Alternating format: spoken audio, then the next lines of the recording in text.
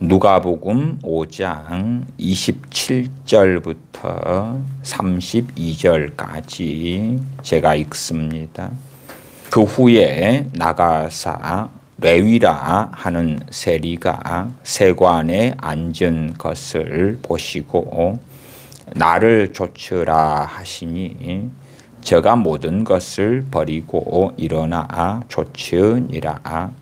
레위가 예수님을 위하여 자기 집에서 큰 잔치를 하니 세리와 다른 사람이 많이 함께 앉았는지라.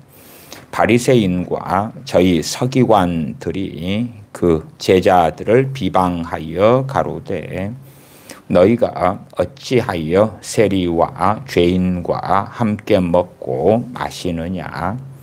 예수님께서 대답하여 가라사대 건강한 자에게는 의원이 쓸데없고 병든 자에게라야 쓸데있나니 내가 의인을 부르러 온 것이 아니요 죄인을 불러 회개시키러 왔노라.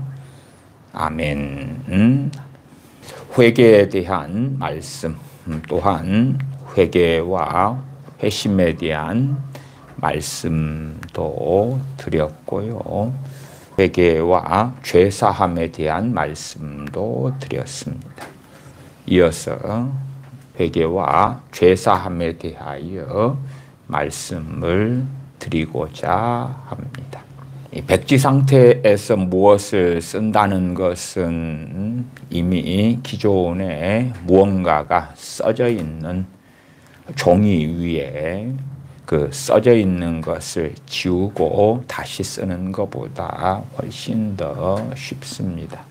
회개라고 우리 성경에 번역이 되어져 있는데 그 안에서는 의미상 두 가지의 회개의 의미를 가진다. 첫 번째의 회개가 우리 주님을 통하여 하나님께 나오는 회심으로서의 회개. 두 번째는 회심한 사람들, 하나님께로 돌아온 사람들. 그러한 사람들이 이제 죄를 깨닫고 날마다의 회개로 성화되어져 가는 죄를 깨닫고 뉘우치는, 그리고 죄를 끊기 위하여 하나님의 은혜를 덧입기 위하여 회개하는 일반적인 우리 믿는 사람들이 하는 회개까지, 그러한 말씀들을 드린 것은 신학을 다소 공부를 해보는 사람들은 신학에서 이야기하는 회개나 회심이나 또한 각 신학자들이 주장하는 회개나 회심의 의미와 개념들이 다 다르기 때문에, 또 지금 인터넷 시대이기 때문에 인터넷에 많은 사람들이, 나아가 많은 설교자들, 목회자들, 신학자들의 회개나 회심에 대한 개념들, 뜻에 대한 그 다양한 것들에 대한 자료들이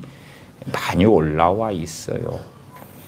그런 자료들이 보편적으로 바르게 설명되어 있다면 그거에 대해서 제가 미리 변증을 하고 예방주사를 놓고 이러쿵저러쿵 말할 필요가 없는데, 좀 맞지 않고 옳지 않은 것들을 옳게끔 뒤죽박죽 섞어놓는 것들이 대부분이더라고요. 그래서 그러한 것들에 대하여 변론하는 입장에서라도 다소 장황한 이야기를 하기도 했습니다. 오늘의 말씀은 주제로서는 회개와 죄사함이 될 것입니다. 그 중에서 회개를 중심적으로도 봐보시고, 또한 회개와 더불어 회개에 합당한 열매에 대해서도 조금 생각을 해보십시다. 그 다음에 항상 성경에 있는 단어나 개념이라는 것은 문맥 속에서 의미를 가집니다. 우리나라 국어적인 측면에서는 회심과 회개라는 단어를 다르게 봅니다. 저는 그것을 국어 사전적으로는 그럴지 몰라도 성경적으로는 그렇지 않다. 국어적으로는 회심은 하나님께로 마음을 돌이키는 것, 그런 것이고, 회개는 행동적인 변화를 포함시켜서 이야기하는 개념인데, 성경에서의 회개는 행동적인 변화를까지를 포함하지를 않는다. 그것은 또 회개에 합당한 열매에 대한 이야기가 된다. 그런 말씀을 드렸어요. 그러니까 회개, 회심, 메타노에오, 메타노이아, 오늘 말씀을 통하여 성경의 문맥을 보시면서 의미를 파악하십시다. 그 다음에 제가 오늘은 이 회개에 대한 말씀들을 다소 이해하시는 데 도움이 되시라고 종교개혁자 존 칼빈 목사님의 주석을 펼쳐 놓았습니다. 다소 이제 얼마간의 주석을 본문에 따라서 제가 읽어 드리려고 그래요. 그래서 종교개혁자 존 칼빈 목사님은 마테마가 누가복음의 주석에서 이렇게 이야기하는구나. 먼저 성경 누가복음 5장 본문으로 시작했습니다. 5장 오늘 주제에서 핵심은 32절이 됩니다. 내가 의인을 부르러 온 것이 아니요 죄인을 불러 회개시키러 왔노라. 주님께서 죄인을 불러 회개시키러 오셨다고 말씀합니다. 그러면 이 회개도 가능한 것은, 가능한 이유는 무엇 때문에 그렇습니까? 주님이 오셨기 때문에 그렇습니다. 그 누구보다도 해당되는 것은 선택받은 선민인 이스라엘이 아닌 이방인들인 우리에게는 정확하게 더 맞습니다. 우리 주님을 증거하러 온 선지자 세례 요한은 주님을 증거하면서 주님의 오실 길을 예비하는 사명을 받아서 증거하면서 회개하라, 하나님 나라가 가까웠느니라 증거했고, 우리 주님께서도 회개하라, 하나님 나라 가까웠느니라, 제자들에게도 너희가 회개하라, 하나님 나라가 가까웠느니라 전파하라 말씀하셨습니다.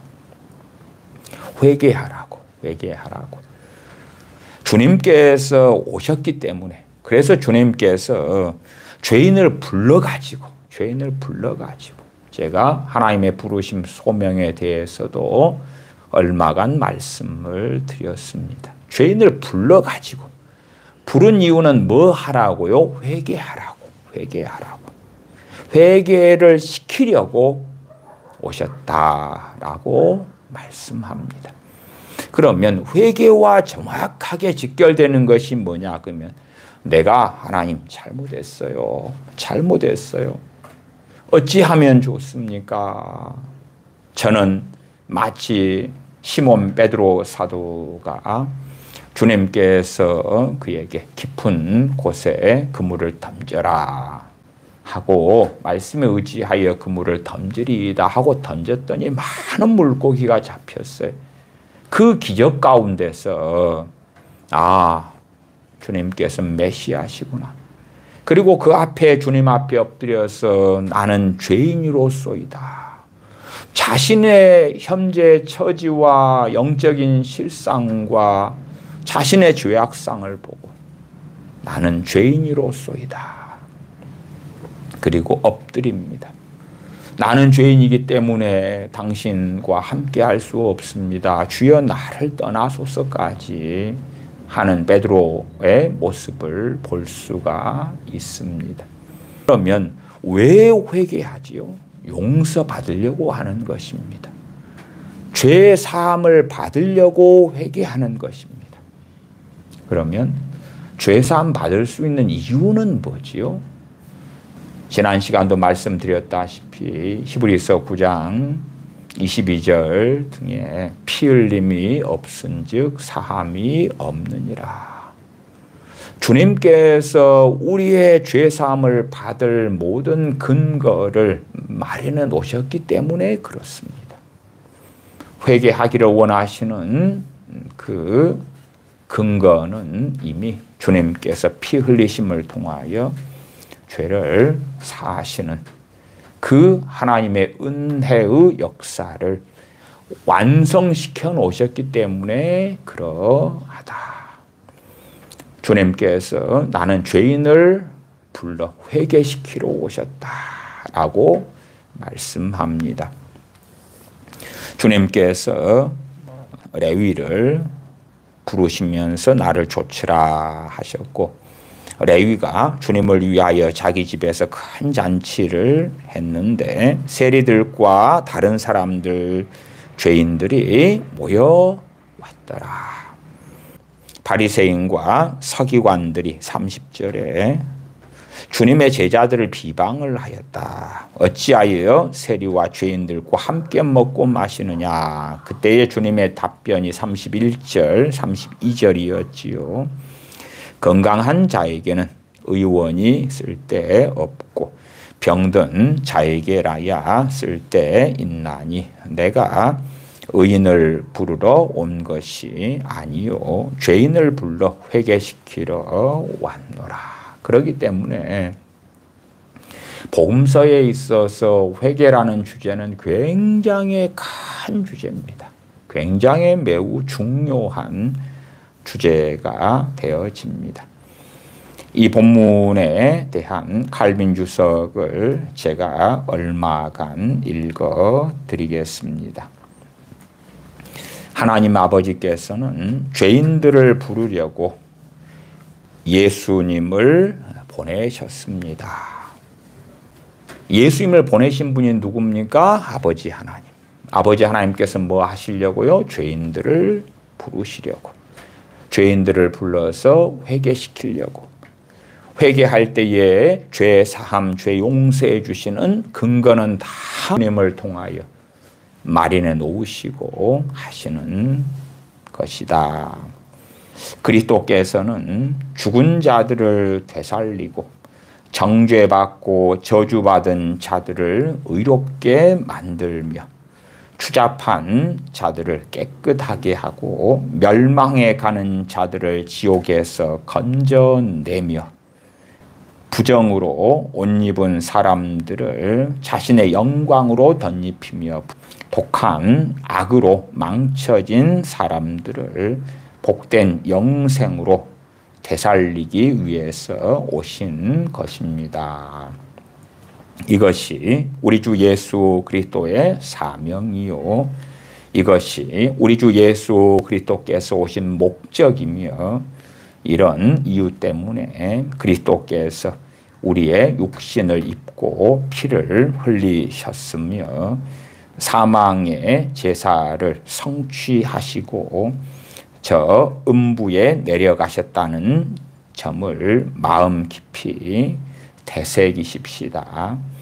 우리가 그리스도께서 불경건한 자 모두에게 제공하는 의와 죽은 자들에게 제공하는 생명, 그리고 주님께서 절망적인 사람들에게 제공하는 구원을 무분별하게 내던지지 않는다면, 주님이 구원을 주셨고 생명을 주셨고 불경건한 자에게 의를 주셨는데 무분별하게 내던지지 않는다면 우리는 이러한 자기 반성을 통해서 더없이 더러운 사람이라는 것을 깨달아 당장 똑같은 우물에서 씻음을 받고자 할 것입니다. 어떤 우물입니까? 우리 주 예수 그리스도의 그 은혜의 우물.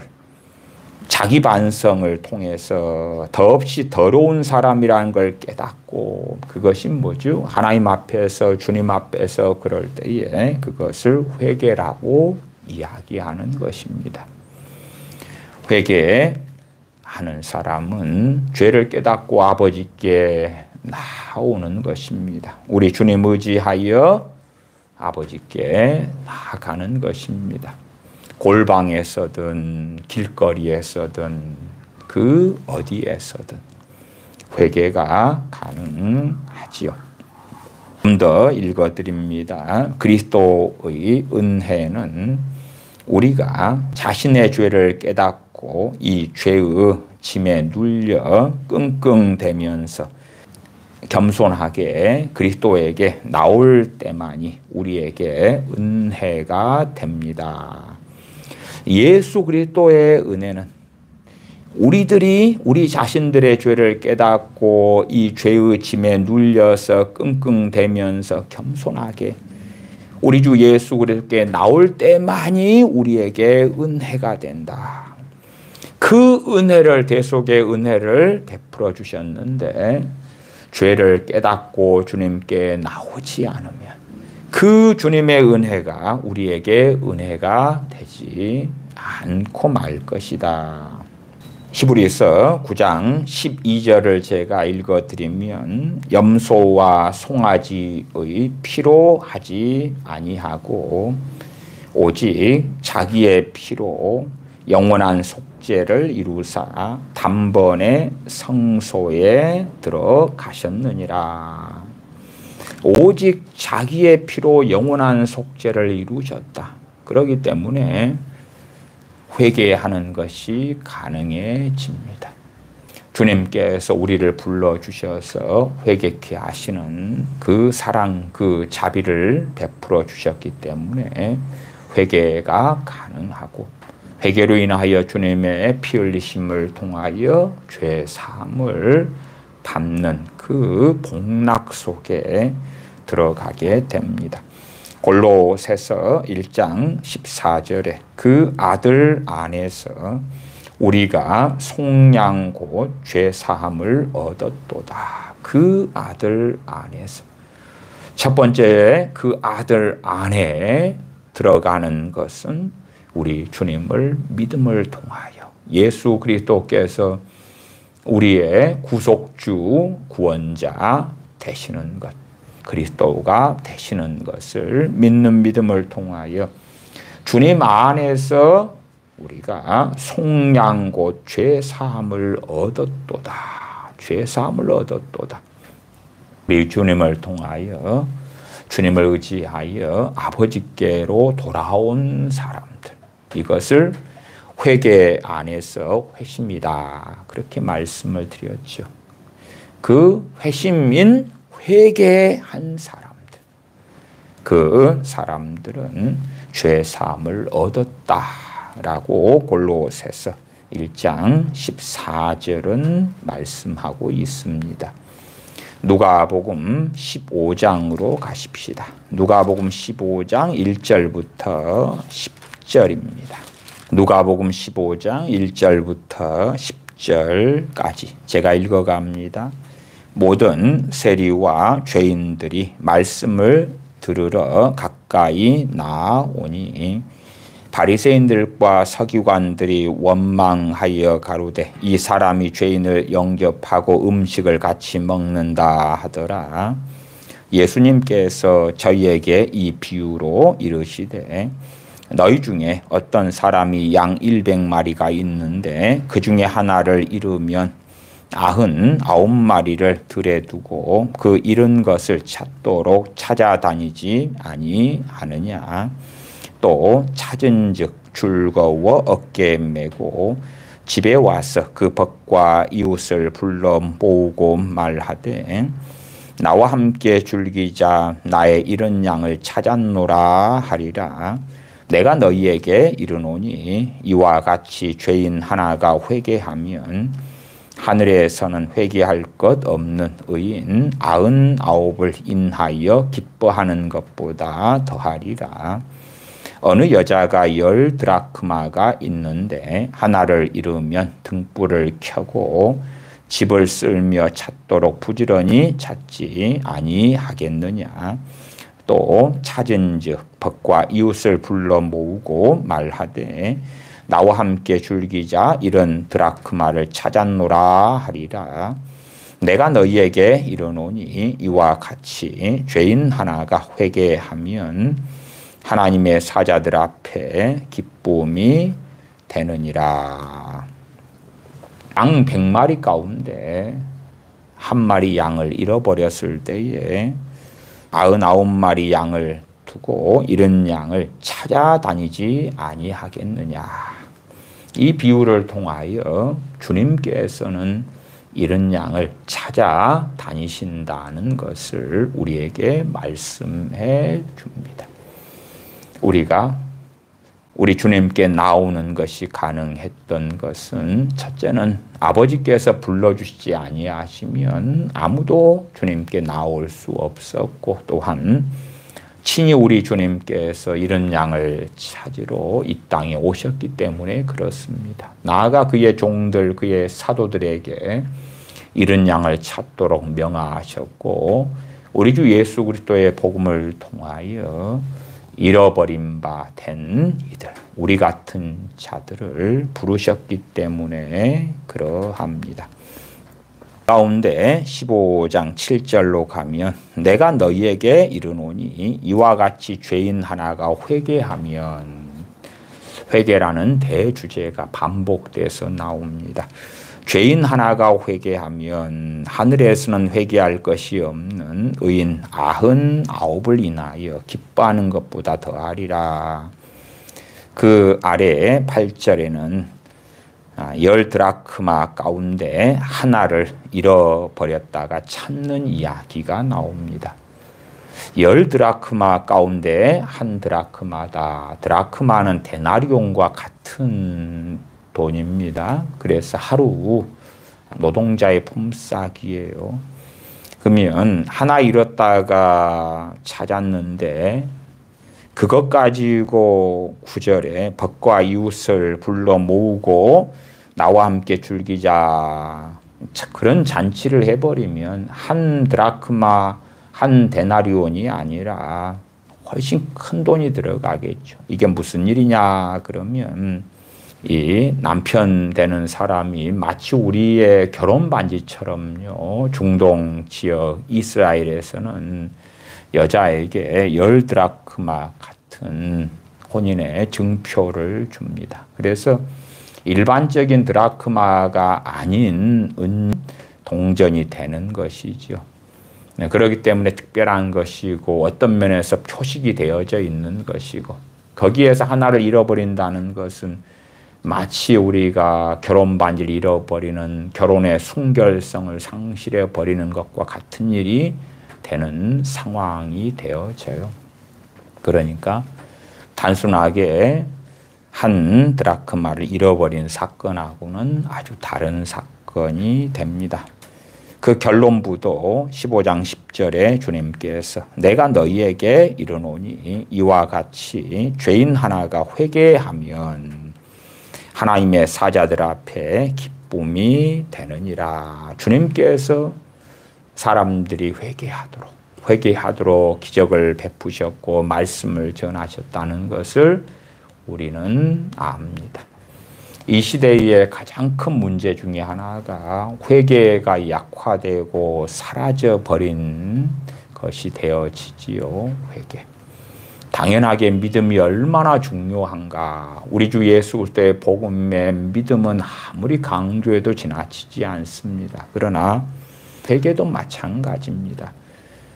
지난 시간에도 사도행전 등을 통하여 사도들이 복음을 증거할 때 회개하고 주 예수 그리스도를 믿으라, 회개하라, 회개하고 주님께 나오라는 복음을 계속하여 증거한 것을 우리는 확인하기도 했습니다.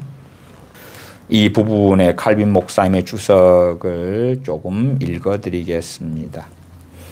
회개라는 말은 하나님께로부터 완전히 돌아선 자들의 개심에 특별하게 적용되고 있다. 이 15장 1절부터 10절 가운데 7절, 10절의 회개라는 말이 하나님께로부터 완전히 돌아선 자들의 개심에 특별하게 적용되고 있다. 그러면 우리가 아는 표현으로는 이 회개라는 단어가 여기에서는 회심의 의미를 가졌구나 하는 것입니다. 그래서 회개의 두 가지 의미 가운데 첫 번째, 불신자가, 하나님을 믿지 않는 자가 하나님께로 돌아오는 그 회개입니다. 그 회개. 그 회개는 일반적으로 단회적이지요. 단회적이에요. 물론 그것도 예외가 존재할 것입니다. 주님께 돌아왔다가 누가 주님을 부인하고 떠나버렸다면 다시 돌아와야 되지요. 저도 그런 사람들을 압니다. 제 아는 사람 가운데 예수님을 믿었다가 세례받고 은혜도 받고 그랬다가 불교로 돌아가 버린 사람도 있습니다. 그런 사람이 다시 주님께 돌아오려면 회심해야 되죠. 근원적인 회개를 해야 될 것입니다. 또 제 아는 지인 가운데 천주교인이었다가 회개하고 이제는 마리아 우상을 버리고 성상 유물 숭배를 버리고 주님께 돌아왔다가 몇 년 지난 다음에 다시 천주교로 돌아가 버린 사람도 있습니다. 그런 사람도 다시 주님께 돌아오려면 이 근원적인 회개인 회심, 하나님께로 완전히 돌아오는 그 칼빈 목사님의 주석으로 한다면 하나님께로 완전히 돌아온 자들의 개심 혹은 회심, 이 회개가 있어야 될 것입니다. 말하자면 사망에서 일어나 생명으로 향하는 것입니다. 또 다른 의미에 있어서 회개는 계속적이며 일생 동안 실행해야 할 일이 됩니다. 또 다른 의미에서 회개는 이제 회심한 사람들, 진실로 회개한 사람들, 회개해서 하나님의 백성 아닌 자가 하나님의 백성이 되고 하나님을 아버지라 부르고 용서하심을 얻고 거듭남을 얻고 의롭다함을 얻게 된 하나님의 자녀들이 계속적이고 일생 동안 해야 하는 회개, 그거에 대해서는 지난 시간에도 요한일서 1장 9절 우리가 우리 죄를 자백하면 저는 미쁘시고 의로우사 우리 죄를 사하시며 우리를 모든 불의에서 깨끗게 하실 것이요, 그러한 회개에 대한 말씀도 드렸습니다. 그래서 칼빈 목사님이 이 누가복음 15장 10절의 주에서는 두 가지 회개를 이야기하며 설명해 주는 것을 봅니다. 계속 읽어보면 하나님의 법을 따라 살아보려고 이미 출발하여 거룩하고 경건된 생활을 시작한 자들은, 하나님의 법을 따라 살아보려고 이미 출발하여 거룩하고 경건된 생활을 시작한 자들은, 시작했잖아요. 거룩하고 경건된 생활은 회개한 거지요. 그걸로 따지면 누가복음 15장에 회개가 이루어진 거예요. 여기에서 누가복음 15장의 회개는 칼빈 목사님이 회심의 의미에서의 회개다. 회개다. 그런 사람들이 이제 전능하신 하나님 앞에서 경건하고 거룩한 삶을 사는 길을 걸어가는데, 누가복음 15장 7절이나 10절에 있는 이 회개는 더 할 필요가 없죠. 더 할 필요가 없어. 단회적인 회개가 되겠지요. 앞에 제가 말씀드린 두 사람의 사례 같은 경우는 이미 배교했고 배반했기 때문에 그들이 다시 돌아온다면 누가복음 15장 7절과 10절에 해당하는 회개를 해야 될 것이다. 하나님의 법을 따라 살아보려고 이미 출발하여 거룩하고 경건한 생활을 시작한 자들은 육신의 연약함 때문에 신음하고 그 육신의 연약함을 고치기 위하여 수고할 필요는 있겠지만, 여기에서 논하고 있는 이 회개를 힘써서 해야 될 필요는 없는 것입니다. 왜? 하나님께로 우리 주님 의지하여 돌아왔기 때문에 돌아오는 회개. 우리 자신이 죄인인 것을 깨닫고 주님이 아니면 결코 구원받을 수 없는 자들인 것을 깨닫는 것은 당연하게 동반될 수밖에 없는 것입니다. 복음을 전해 듣고 주님을 믿는데 자신이 죄인인 걸 깨닫지 못하고 복음의 어떤 좋은 내용들을 얼마만 가지고 믿는다고 하면 천국 간다고요? 그러한 방식의 믿음이라면 그러한 믿음은 이 회개하고는 회심하고는 별 상관이 없는 것이에요.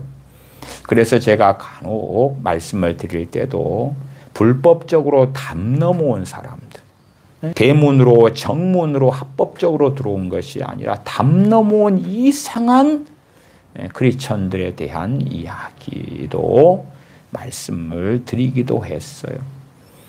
주님께서 하신 사복음서의 말씀을 들으면 죄인을 불러 회개시키러 오셨으니까, 또한 죄인 하나가 회개하면 하늘에서는 회개할 것이 없는 의인 99을 인하여 기뻐하는 것보다 더하다고 말씀했으니까 10절에는 내가 너희에게 이르노니 이와 같이 죄인 하나가 회개하면 근데 요한복음에서는 믿으면이 많이 나와 있고 마태, 마가, 누가복음은 회개하면이 많이 나와 있어요.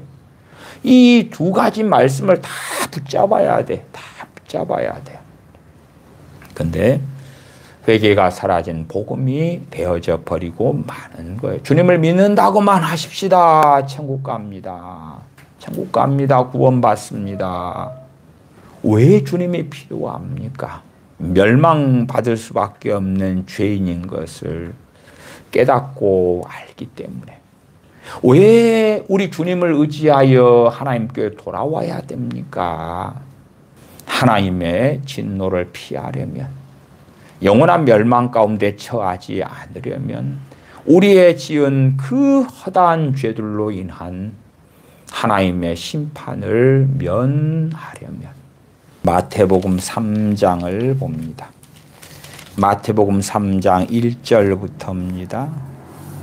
마태복음 3장 1절부터입니다. 1절부터 제가 읽어갑니다. 그때에 세례 요한이 이르러 유대 광야에서 전파하여 가로되 회개하라 천국이 가까웠느니라 하였으니 저는 선지자 이사야로 말씀하신 자라 일렀으되 광야에 외치는 자의 소리가 있어 가로되 너희는 주의 길을 예비하라 그의 첩경을 평탄케 하라 하였느니라. 회개하라 천국이 가까웠느니라. 우리 주님께서도 회개하라 천국이 가까웠느니라 말씀을 증거했습니다. 이 마태복음 3장 2절 회개하라 천국이 가까웠느니라에 대한 칼빈 목사님의 주석을 제가 얼마 읽어드리겠습니다. 회개에는 죄의 용서와 연관되어져 있습니다. 사람들 가운데 있는 하나님의 나라는 참되고 영원한 행복의 삶으로서의 회복이 됩니다. 그렇기 때문에 선지자 세례 요한은 하나님의 나라가 가까웠다고 전하는 것은 하나님에게서 떨어져 나갔을 뿐 아니라 하나님의 나라에서 유배된 인간들이 다시 하나님께로 돌아와 하나님의 통치 아래 살게 되었다는 뜻입니다. 이것은 바로 하나님께서 자격이 없는 자들을 자신에게 화해시키는 근거로 삼는 하나님의 값없는 입양과 죄사함의 결과가 됩니다. 회개하라 하나님 나라 가까웠느니라. 이 하나님의 나라에 들어가는 것은 하나님께서 하나님의 자녀로 삼아주시고 죄를 용서해 주시는 결과로 얻는 것이다. 그렇기 때문에 회개하라고 외치는 것입니다. 선지자가 외치고 우리 주님께서 외치고 사도들이 외쳤던 것입니다. 선지자 세례 요한의 설교는 그 근원인 회개로부터 시작합니다. 선지자 요한은 회개하라고 외칩니다. 하나님의 자비가 회개의 바탕이고 여기에 입각해서 하나님께서는 버림받은 사람들을 일으켜 주시는 것입니다. 이미 하나님의 자비와 긍휼이 있기 때문에 회개하라는 외침이 가능한 거다 그 말이에요. 죄를 지은 죄인들이 벌받게 기다리고 있는 게 없다면 회개하라는 것이 무슨 의미가 있겠습니까? 그러나 죄를 용서해 주실 준비를 다 갖춰 놓으시고 죄를 사해 주시고 씻어 주시고 하나님의 자녀로 삼으실 준비를 다 해 놓으시고 그 은혜와 자비를 베풀기 위하여 회개하라, 회개하라. 하나님 나라가 가까웠다. 예수 그리스도를 통하여 하나님 나라에 들어가니까. 회개가 죄 사함의 원인이거나 회개 때문에 하나님께서 우리에게 호의적으로 나온다는 식으로 회개가 우선적이다고 주장하는 것은 옳지 않습니다. 회개가 죄 사함의 원인인 게 아니라 하나님의 긍휼과 자비와 은혜가 회개가 가능하도록 하고 또한 회개할 수 있는 이유와 근거가 되고 죄사함 받는 동력이 되는 것이다. 그렇기 때문에 회개가 성경에서 참 강조되는데 그러나 어리석어져 버리면 하나님의 이미 그 아들의 피를 통하여 죄 사하시는 그 은혜를 이루어 놓은 것이 망각되고 단지 사람들이 하는 잘못했습니다. 죄송해요. 용서해 주세요. 하는 그 행위에 포커스가 맞춰져 버리면 그것은 오히려 복음을 변질시키는 것이 되어진다는 이야기가 짧게 있습니다. 선지자 세례 요한은 하나님의 은혜를 앞세우면서 사람들로 하여금 회개하도록 권하고 있지만 이건 역시 하나님 나라의 유업과 마찬가지로 선물에 속한다는 점을 우리는 알아야 합니다. 회개도 하나님의 선물이다. 회개도 하나님의 선물이다. 놀라운 것이죠. 전에 나라 민족을 위한 기도에서 1950년 8월 말에 피난원 목사님들, 장로님 등이 초량교회에 모여서 2주일 동안 회개하고 하나님께 엎드렸다 그랬어요. 본래는 일주일 동안 집회하면서 회개하며 구국기도를 하는 그 집회였는데 사흘째 되는 새벽에 회개의 영을 하나님께서 부어주셨어요. 회개의 영을. 회개의 영을 부어주시니까 진실로 회개가 되는 거예요. 회개가 돼. 단지 이틀 동안은 목사님들이 장로님들이 신사참배를 회개하고 지은 죄로 회개하지만 답답한 거예요. 자기 힘으로는 회개가 잘 안 되는 거예요. 답답하고 힘든 거예요.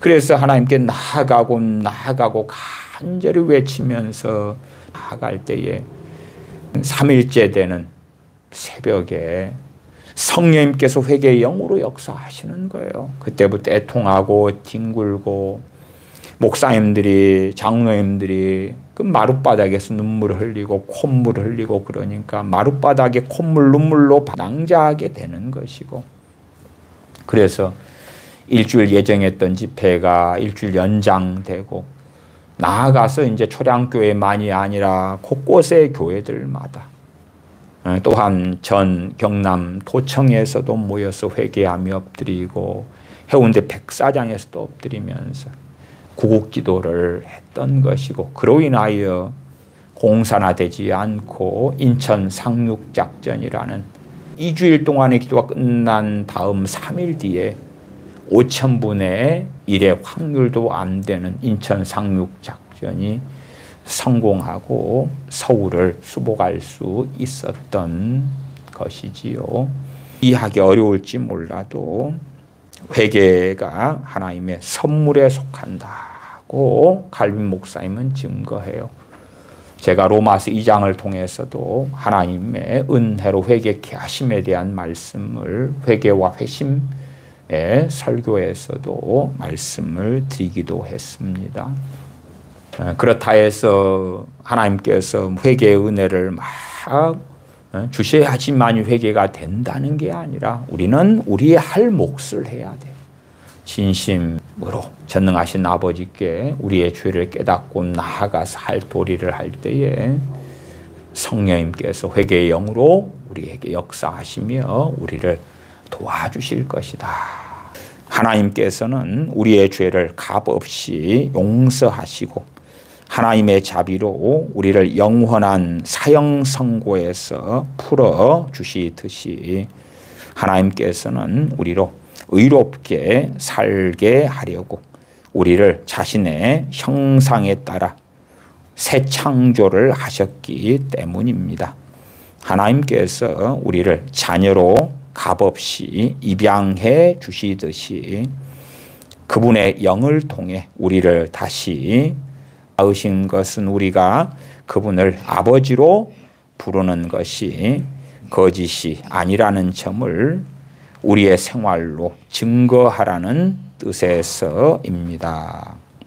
마태복음 3장 5절로 가십시다. 3장 5절부터입니다. 이때에 예루살렘과 온 유대와 요단강 사방에서 다 그에게 나와 자기들의 죄를 자복하고 요단강에서 그에게 세례를 받더니 요한이 많은 바리새인과 사두개인이 세례 베푸는데 오는 것을 보고 이르되 독사의 자식들아 누가 너희를 가르쳐 임박한 진노를 피하라 하더냐.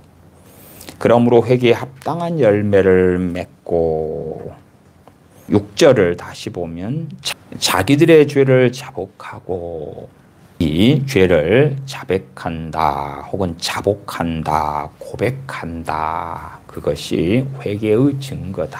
회개의 증거다. 회개는 어디에서 일어납니까? 마음에서 일어납니다. 마음에서.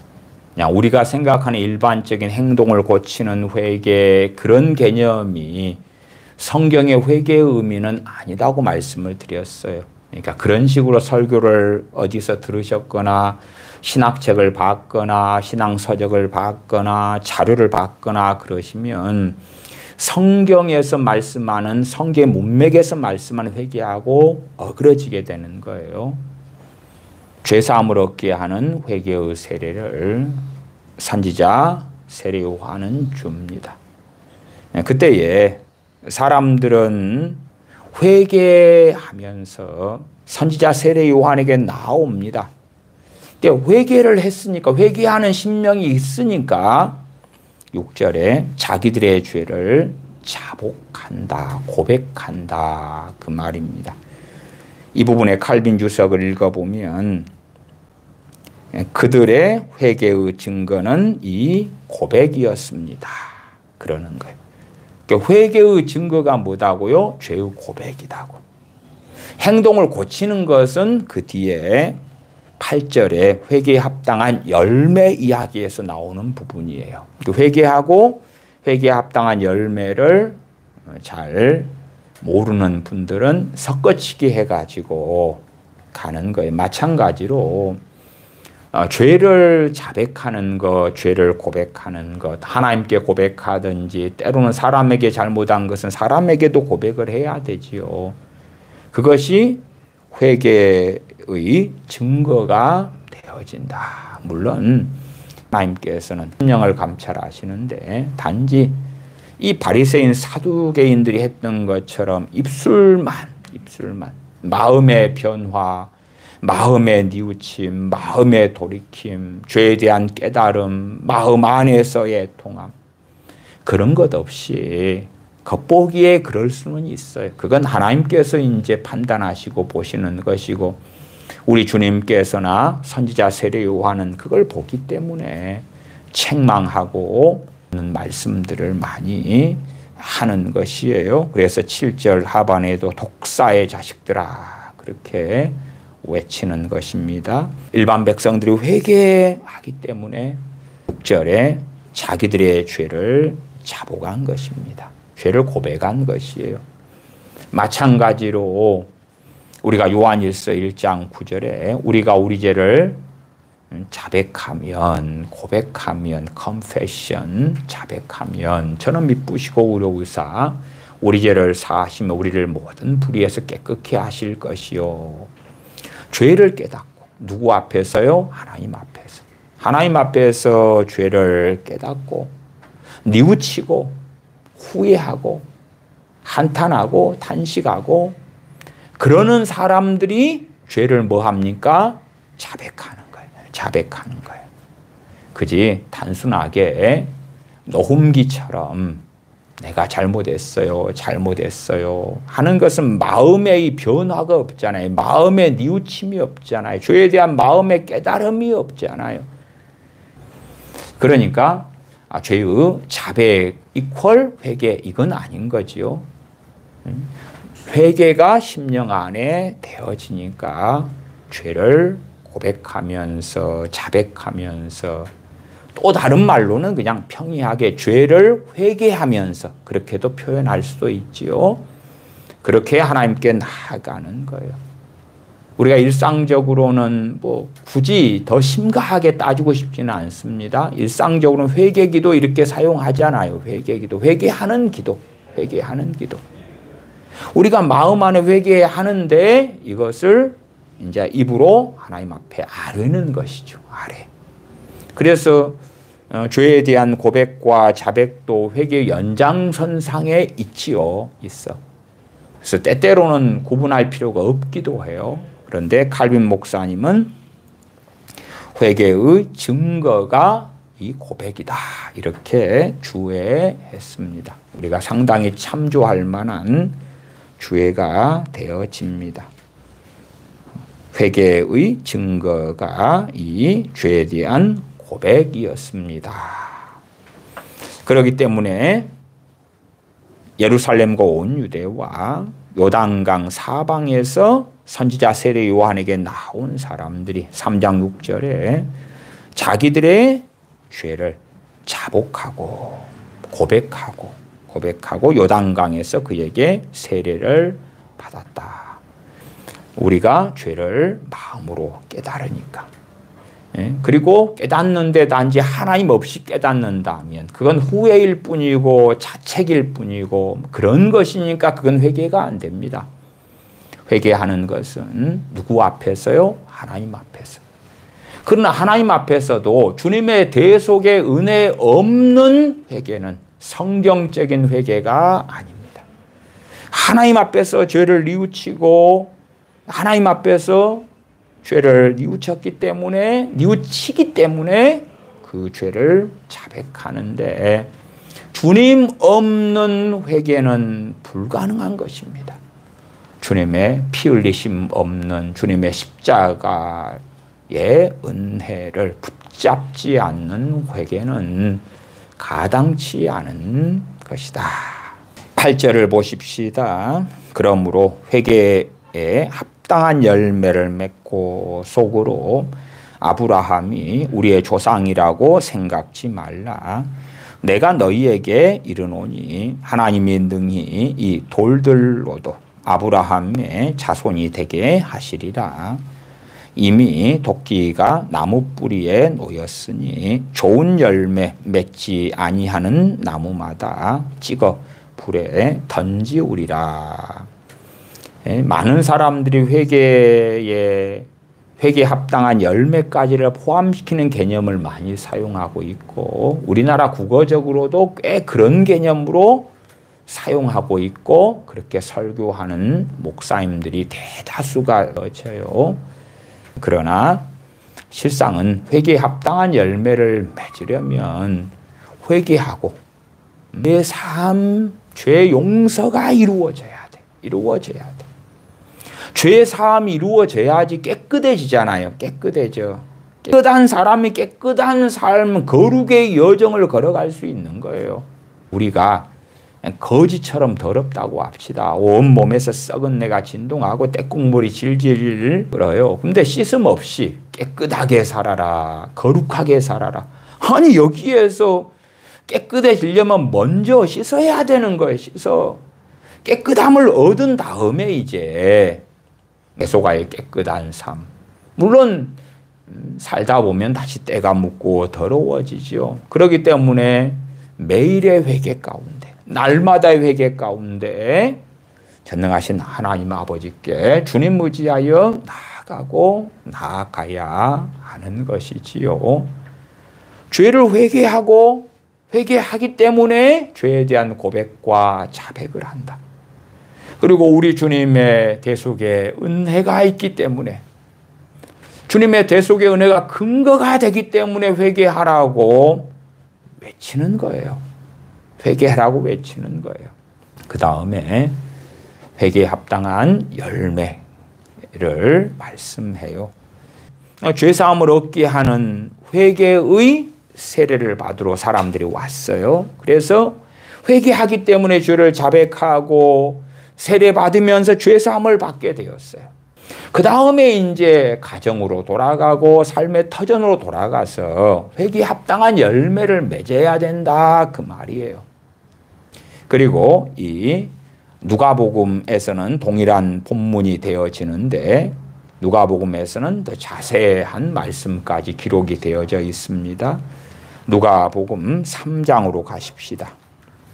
누가복음 3장 7절부터 제가 읽어갑니다. 요한이 세례받으러 나오는 무리에게 이르되 독사의 자식들아 누가 너희를 가르쳐 장차올 진노를 피하라 하더냐. 그러므로 회개에 합당한 열매를 맺고 속으로 아브라함이 우리 조상이라 말하지 말라. 내가 너희에게 이르노니 하나님이 능히 이 돌들로도 아브라함의 자손이 되게 하시리라.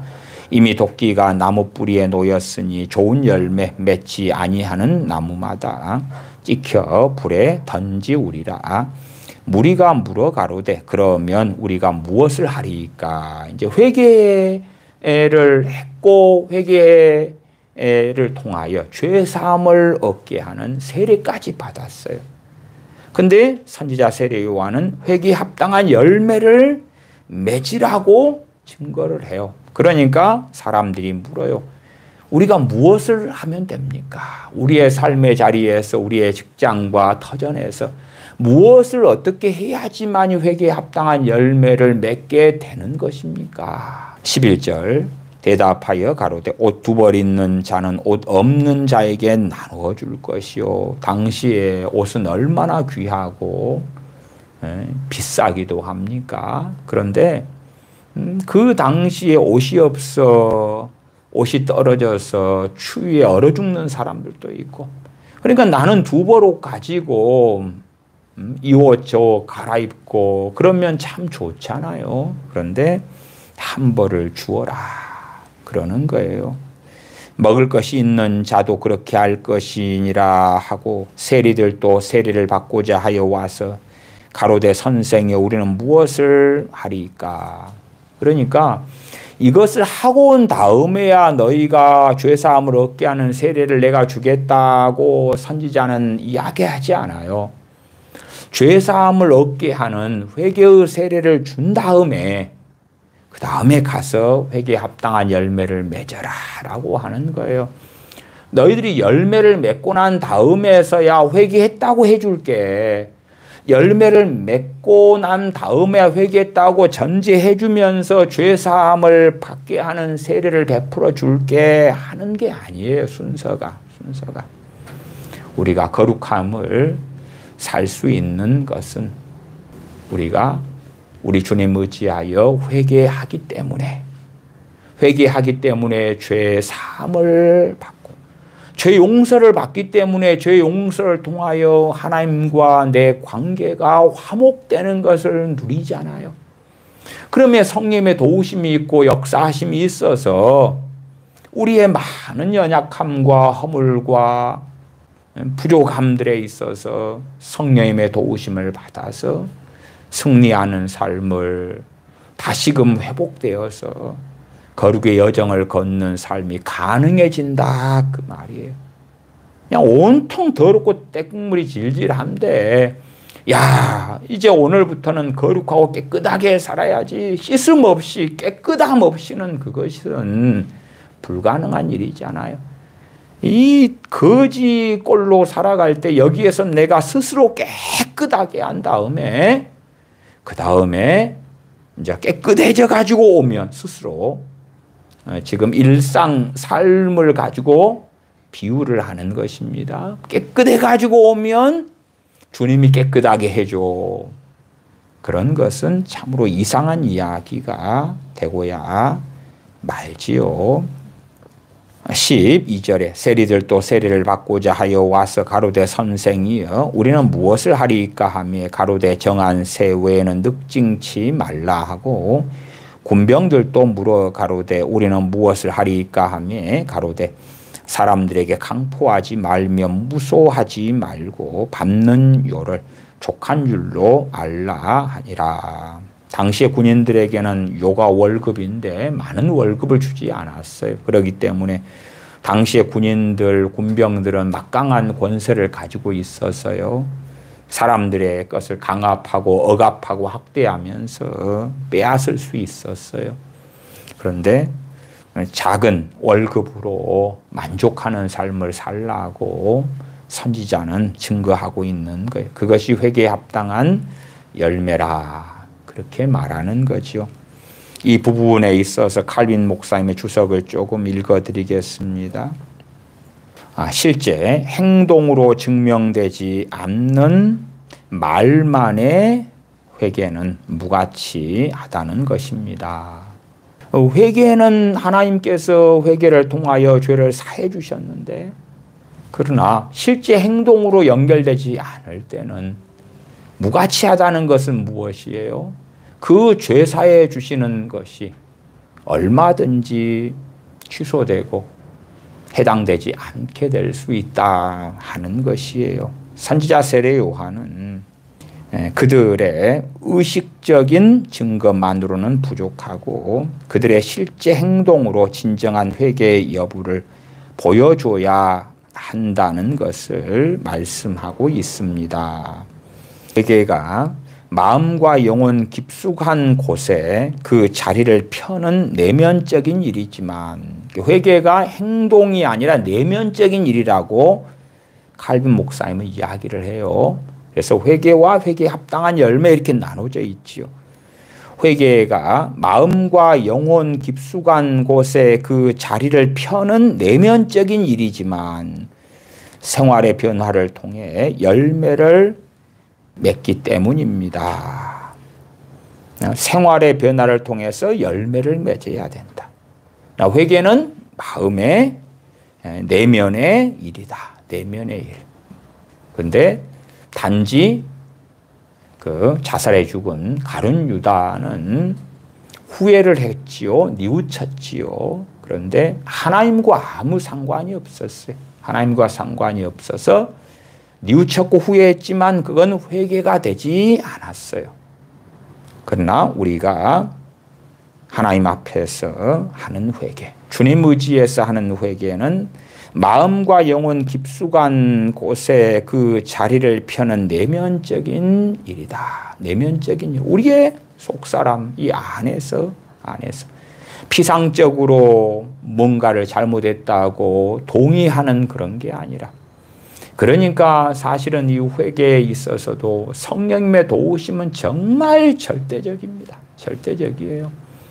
우리가 간절히 나아가고 할 때에 어느 때부터는 더 깊은 곳에서 죄를 깨닫도록 성령님께서 역사해 주시는 것을 경험하게 됩니다.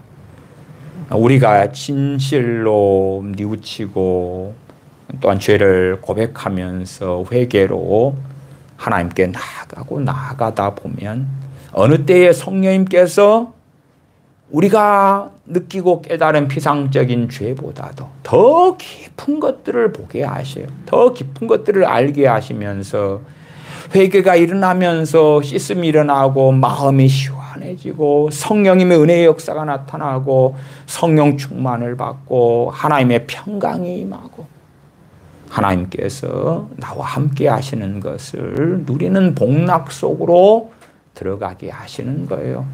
그렇기 때문에 회개라는 것은 정말로 놀라운 하나님의 은혜의 통로가 되어집니다. 계속 읽어드립니다. 회개는 한 인간의 내적 갱생입니다. 회개는 한 인간의 내적인 갱생이다. 갱생이 뭐지요?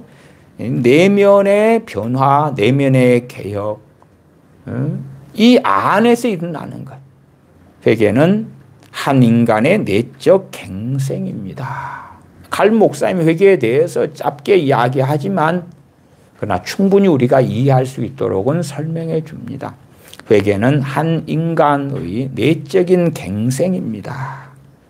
그리고 이것은 마치 나무가 자연스럽게 열매를 맺듯이 자기의 외적 생활로 이어지기 마련입니다. 나무가 열매를 맺는 것은 당연한 일이다. 그런 것처럼 나무가 키워가지고 가꾸다 보면 때가 되어서 그 나무에 해당하는 열매를 맺는 것처럼 그렇게 회개는 그 사람의 내면의 갱생이기 때문에 그 결과가 이제 외면적으로 나타날 수밖에 없다는 것이지요.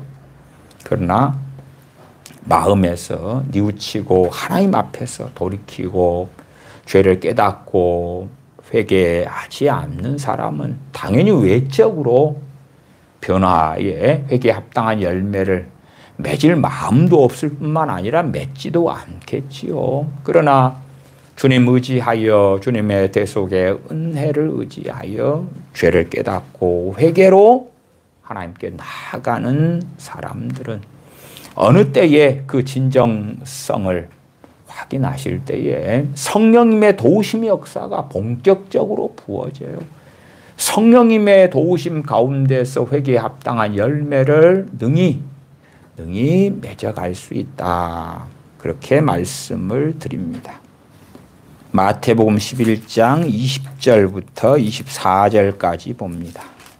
마태복음 11장 20절부터 24절까지입니다. 제가 읽어갑니다. 예수님께서 권능을 가장 많이 베푸신 고울들이 회개치 아니하므로 그때에 책망하시되 화가 있을진저 고라시나 화가 있을진저 벳세다야 너희에게서 행한 모든 권능을 두로와 시돈에서 행하였다면 저희가 벌써 베옷을 입고 재에 앉아 회개하였으리라. 내가 너희에게 이르노니 심판날에 두로와 시돈이 너희보다 견디기 쉬우리라. 가버나움아 내가 하늘에까지 높아지겠느냐 음부에까지 낮아지리라. 네게서 행한 모든 권능을 소돔에서 행하였다면 그 성이 오늘날까지 있었으리라. 내가 너희에게 이르노니 심판날에 소돔 땅이 너보다 견디기 쉬우리라 하시니라. 아멘. 21절 올라가면 화가 있을진저 고라시나 화가 있을진저 벳세다야 너희에게서 행한 모든 권능을 두로와 시돈에서 행하였다면 저희가 벌써 베옷을 입고 재에 앉아 회개하였으리라. 회개하였으리라. 베옷을 입고 재에 앉아서 회개하는 것이지요. 회개 합당한 열매까지 포함하는 개념으로 어떤 사람이 생활에서 정직하게 살고 바른 말을 하고 살고 아니면 선행을 하고 그렇다면 이 사람들은 베옷을 입고 재에 앉아서 회개하면 안 돼요. 얼른 생활전선으로 가야 돼. 거기에서 회개를 해야 되는 거지. 착한 행동을 하면 회개가 되고 바르게 살면 회개가 되고 겸손하면 회개가 되고 순종하면 회개가 되고, 그러나 그게 아니라 주님께서는 말씀하시잖아요. 회개치 않은 많은 권능을 행하셨지만 회개치 않은 고을들 마을들에 대하여 책망하시면서 고라신 벳세다, 너희에게 행한 모든 권능을 두로와 시돈에서 행하였다면 저희가 벌써 베옷을 입고 제에 앉아 회개하였으리라. 하나님 앞에서 죄를 뉘우치면서 그러면서 하나님께 나아가는 것이에요. 죄를 뉘우치기 때문에 내면적으로 그러한 변화가 있고 갱생이 있기 때문에 죄를 자백하는 증거가 나오는 것이고, 진실로 그렇게 한 사람들은 많든지 적든지 간에 회개에 합당한 열매가 맺혀져 가는 것은 자연스러운 일이다. 그렇게 말씀을 드리는 거죠. 그러나 회개의 개념을 폭넓게 잡아버리면 내가 하나님께 뭔가를 회개하는 것은 행동을 고치는 것입니다. 그 사이에 죄사함을 누릴 수가 없잖아요. 성령님께서 정말로 죄를 깊이 있게 깨닫게 해주시는 성령님의 죄에 대하여 의에 대하여 심판에 대해 알리시는 그 사역이 나타나지를 않고 삶에서 죄를 이기고 의로 인하여 살고 의를 행할 성령님의 은혜, 성령님의 능력을 덧입지를 못하잖아요. 과정이 하나도 없는 거예요. 씨를 심었는데 오늘 심자마자 내일 보니까 복숭아씨니까 복숭아가 주렁주렁 열렸다 하는 것처럼 황당무계한 일이 되는 거예요. 그것이 아론의 쌍난 지팡이도 아니고 그렇게 되지는 아니하죠. 그래서 회개가 회개에 합당한 열매를 맺으려면 과정들을 지나가야 되는 거예요. 근데 회개라는 것은 칼빈 목사님도 정확하게 이야기를 잘 하고 있잖아요. 마음의 내면에서 나는 갱생이라고. 누구 앞에서요? 하나님 앞에서. 하나님 앞에서의 마음의 변화. 내가 죄인입니다. 내가 전능하신 하나님 아버지 앞에 잘못 살아왔습니다. 하나님을 섬기기보다 우상을 섬기고 하나님을 사랑함보다 순종함보다 세상을 사랑하고 하나님의 뜻을 구함보다 내 정욕을 따라 살아왔습니다. 그러한 죄를 뉘우치고 하나님께 나아갈 때에 그것이 회개이고 죄 사해 주시는 우리 주 예수 그리스도를 통한 놀라운 은혜를 덧입는다. 진실로 나아가고 나아갈 때에 내가 생각하는 죄의 깊이보다 더 깊은 나의 완강하고 완악한 죄의 모습을 성령님께서는 보여주신다. 그 진실로 더 깊은 변혁이 일어나는 거야. 더 깊은 우리 안에서의 갱신이 일어나도록 성령님께서 역사하시는 것이다. 제가 11장 21절에 칼빈 목사님의 주석을 조금 읽어드리겠습니다. 신자들에게 있어서 참회는 단 이틀이나 사흘로 영원히 끝낼 수 있는 것이 아닙니다. 신자들에게 있어서의 참회, 진실로 회개하는 것은 이틀이나 사흘로 영원히 신앙생활이 끝날 때까지 이걸로 다 하면 돼. 그렇게 할 수 있는 것이 아니라 일생을 통해 참회가 필요할 때마다 간절하게 해야 할 일임을 우리는 알고 있습니다. 매일 베옷을 입고 몸에다 재를 뿌릴 필요는 없습니다. 두로와 시돈 사람들에게 주님께서 이 기적을 고라신이나 벳세다 사람들처럼 보여주셨다면 그들은 제에 앉아서 베옷을 입고 회개했을 것이다. 오직 죄인들이 해야 할 일은 가련한 모습으로 죄에 대한 용서를 강구하는 것뿐입니다. 누가복음에 앉아, 제에 앉아라는 말 역시 동일한 내용을 가리키고 있습니다. 자신의 슬픔을 입증하는 비참한 자에게 마땅한 꿇어 엎드린 자세를 의미합니다. 이 모습을 애언서들 가운데 많이 발견할 수가 있습니다. 정말 죄에 대한 참회를 하고 있기 때문에 두로와 시돈 사람들 같으면 제에 앉아서 베옷을 입고 참회할 것이라고 주님께서는 말씀을 하시지요.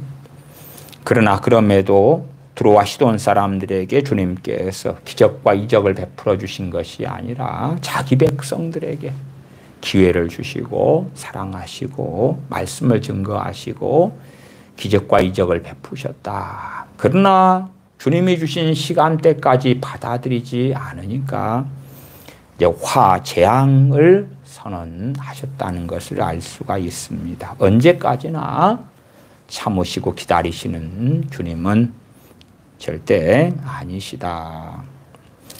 마태복음 27장 말씀만 보고 마무리하겠습니다. 마태복음 27장입니다. 마태복음 27장 3절, 4절, 5절만 읽고 말씀 마무리하겠습니다. 27장 3절부터입니다. 때에 예수님을 판 유다가 그의 정죄됨을 보고 스스로 뉘우쳤다. 이것은 회개하는 것과는 다른 것입니다. 스스로 뉘우쳐 그 은 30을 대제사장들과 장로들에게 도로 갖다 주며 가로되 내가 무죄한 피를 팔고 죄를 범하였도다 하니 저희가 가로되 그것이 우리에게 무슨 상관이 있느냐 너가 당하라 하거늘 유다가 은을 성소에 던져 넣고 물러가서 스스로 목매어 죽은지라. 이 부분에 칼빈 목사님의 주석 조금 읽어드리고 말씀을 마무리하겠습니다. 이 본문은 유다가 뉘우쳤다고 말씀하고 있는데 이것은 가룟 유다가 회개했다는 뜻이 아닙니다. 헬라어를 찾아보면은 이 뉘우쳤다가 메탄멜로마 이렇게 되어져 있더라고요. 진심으로 회개하며 슬퍼하는 자들에 대하여 메타노에인이라는 말을 성경은 사용하고 그러기에 하나님에 대한 인간의 진정한 회개에 대해서는 메타노이아라는 단어를 성경은 사용합니다. 하나님께 대한 인간의 진정한 회개를 헬라어로 메타노이아다 그랬다. 하나님에 대한 진정한 회개. 가룟 유다는 근심과 공포에 휩싸였지만 그것이 그를 하나님께 돌아가게 하지는 못했고 다만 절망에 빠지게 하고 말았습니다. 진정한 회개란 하나님을 경외하는 데서 나오는 것입니다. 하나님을 경외하니까 물론 우리 주 예수님의 복음을 듣고 하나님께 돌아오는 그 첫 번째 회개를 회심이라고 말씀을 드렸지요. 하나님께 돌아와요. 돌아온 다음에야 이제 하나님을 경외하는 것을 알게 되어지지요. 그러나 이미 회심한 사람, 믿은 사람들이 회개할 때에 하나님을 경외하는데 경외하니까 하나님 말씀대로 살기를 원하고 뜻대로 살기 원하는데 그렇지 못하는 자기를 볼 때에 말씀에 따라서 회개하는 것이죠. 그러한 삶의 여정을 걸어갈 때에 성령님께서 모든 진리 가운데로 인도하시는 그 은혜를 베풀어 주시는 것입니다. 진정한 회개란 하나님을 경외하는 데서 나오는 것으로 죄를 미워하는 것이요. 하나님의 공의를 사랑하는 것을 동반합니다. 공의를 사랑한다. 공의를 사랑한다는 게 뭡니까? 하나님의 말씀이 그대로 이루어진다. 전에도 잠언에 있는 여러 말씀을 통해서 고난의 이유 시리즈를 말씀드리기도 했습니다만은 잠언에 있는 많은 그 말씀들 하나님의 공의의 뜻들이 너무 많이 선포되어 있는 거죠. 그러한 하나님의 공의의 말씀들이 아멘 하는 거예요. 아멘. 정말로 맞습니다. 옳습니다. 그렇습니다. 그 말씀대로 이루어져야 되는데 그 말씀에 따르면은 제가 그렇게 어리석게 잘못하게 살아왔습니다. 그 말씀들을 붙잡고 살 때에 성령님께서 그 말씀들을 통하여 주를 깨닫게 해주시고 그럼에 회개하는 심령을 가질 수 있다. 그 말 회개하는 심령을. 그러나 그렇지 않은 사람들은 이 회개가 없는데 진정한 회개가 없는데 죄사함이 있어요? 없어요? 없어요. 죄사함이 없는데 거룩의 여정 주님을 닮아가는 삶을 살 수가 없는 거예요. 살 수가 없어. 그렇기 때문에 제가 지난 시간에도 날마다 회개로 하나님 아버지께 나아갑시다. 그러나 피상적인 게 아니라 하나님의 말씀을 깨닫고 붙잡고 말씀에 명시된 하나님의 뜻을 붙잡을 때에 그 말씀에 따라서 나를 조명해 주시는 그 성령님의 은혜 역사가 나타나는 거예요. 내가 얼마나 하나님 말씀에 따라 부정한지 불결한지 어리석은지 죄악 속에 살고 있는지 그걸 자각하고 느끼고 우리의 마음에서 하나님 앞에 뉘우치고 엎드릴 때에 우리가 깨닫고 아는 것보다 더 깊이 있게 성령님께서 임하시고 역사하셔서 우리를 회개 가운데로 하나님께서 은혜의 선물로 주시는 회개 가운데로 우리를 이끌어 가시고 그때의 성령 충만이 임하는 일들이 많고 또한 우리의 삶에서 하나님을 영화롭게 할 만한 성령의 은혜와 은사들이 또한 능력이 임하는 그런 우리 믿는 사람들이 되어집니다. 회개와 죄사함에 대하여 얼마간 말씀을 추가로 드렸습니다. 기도하겠습니다. 아버지 하나님, 우리 같은 죄인들을 부르시려고 아들 되시는 우리 주 예수 그리스도를 보내주심에 감사를 드립니다. 또한 우리를 죄 사해 주시기 위하여 필요한 모든 것들을 주님께서 십자가에서 이루어 주심에 감사와 찬양을 드립니다.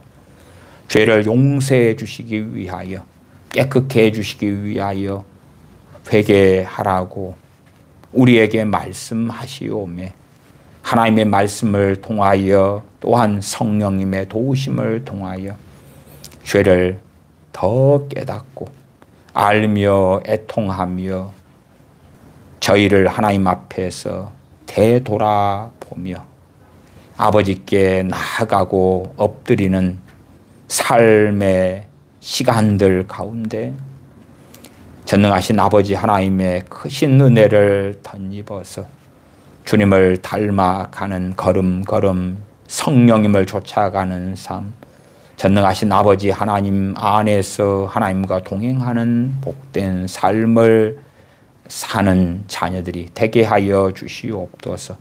우리 주 예수님의 이름으로 기도하옵나이다. 아멘.